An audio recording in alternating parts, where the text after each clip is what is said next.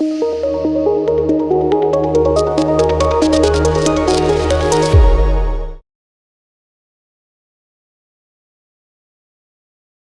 Viewers, సంతానం కలగాలంటే మగవాళ్ళల్లో వీర్యకణాల సంఖ్య ఎంత ఉండాలి? సో సంతానం కలగట్లేదు అన్నప్పుడు మగవాళ్ళలో మనం ఎక్కువగా చేసేది వీర్యకణాల పరీక్ష. సో వీర్యకణాల పరీక్ష చేసినప్పుడు కణాల సంఖ్య ఎంత ఉంటే వీళ్ళకి సహజంగా ప్రెగ్నెన్సీ వస్తుంది అనే దాని గురించి మాట్లాడదాం.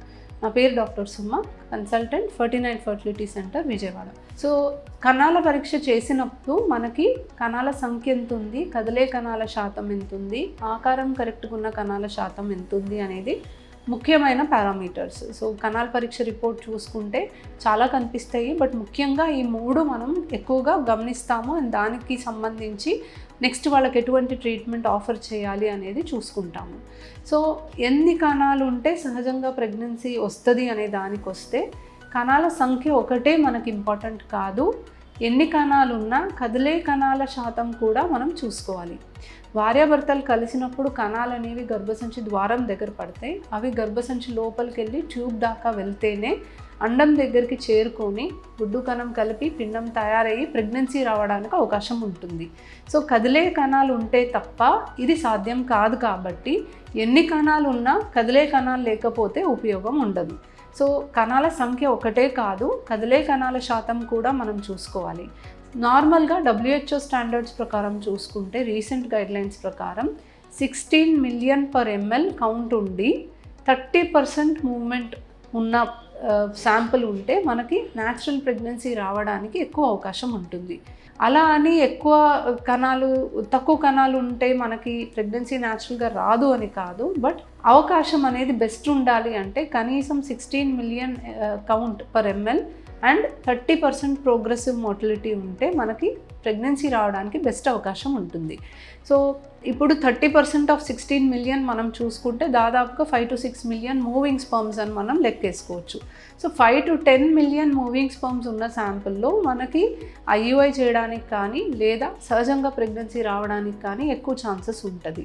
But less than 5 million moving sperms కనుక మనకి ఉంటే మ్యాక్సిమం వీళ్ళకి IVF అవసరం పడుతుంది. సో మనకి మగవాళ్ళలో సంతానలేమి సమస్య ఉంది అంటే వీర్యకణాల పరీక్షలో ఏదన్నా ప్రాబ్లం ఉంది అని తెలిసినప్పుడు ఎక్కువ శాతం మనం చేసే ట్రీట్మెంట్ ఒకటి IUI, రెండోది IVF. సో IUI మనం ఎప్పుడు చేయగలం అనే దానికి వస్తే కనీసం 5 నుంచి 10 మిలియన్లు కదిలే కణాలు ఉంటే IUI అనే మన ప్రాసెస్ మనకు సూటబుల్ అవుతుంది. అదే కనుక 5 మిలియన్ కంటే తక్కువ కదిలే కణాలు ఉంటే వీళ్ళకి టెస్ట్ ట్యూబ్ బేబీ ప్రాసెస్సే ఎక్కువగా మనం సజెస్ట్ చేస్తూ ఉంటాం. సో నార్మల్ స్పర్మ్ కౌంట్ ఉన్నంత మాత్రాన ఖచ్చితంగా సహజంగా ప్రెగ్నెన్సీ వస్తుంది అని కాదు. చాలాసార్లు నార్మల్ స్పర్మ్ కౌంట్ ఉన్నా కూడా మనము తరచూ ట్రై చేస్తున్నా ప్రెగ్నెన్సీ రావట్లేదు అంటే కొన్ని వేరే టెస్ట్లు కూడా చేస్తే వేరే ప్రాబ్లమ్స్ బయటపడటానికి కూడా అవకాశం ఉంది. కొన్ని సార్లు మనకి స్పర్మ్స్లో DNA అనేది డ్యామేజ్ అవ్వడం వల్ల కూడా ప్రెగ్నెన్సీ రాకపోవడం అనేది చూస్తూ ఉన్నాం.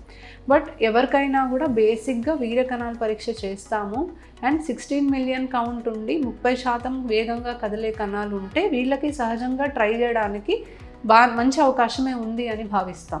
బట్ ఎక్కువ టైం వేస్ట్ చేయకూడదు. ఇలా కూడా వాళ్ళకి న్యాచురల్గా ప్రెగ్నెన్సీ ఒక 2 years పాటు రాలేదు అంటే వాళ్ళు ట్రీట్మెంట్కి ప్రొసీడ్ అవ్వడమే మంచిది.